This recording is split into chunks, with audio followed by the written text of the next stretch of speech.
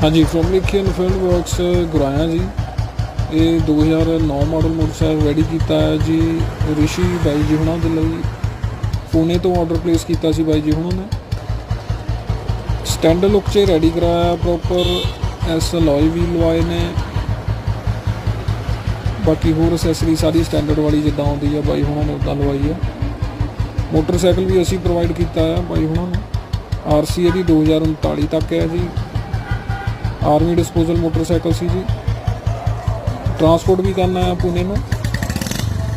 इदा कोई वीरा तैयार करवाना चाहता कॉन्टैक्ट कर सकता सानू।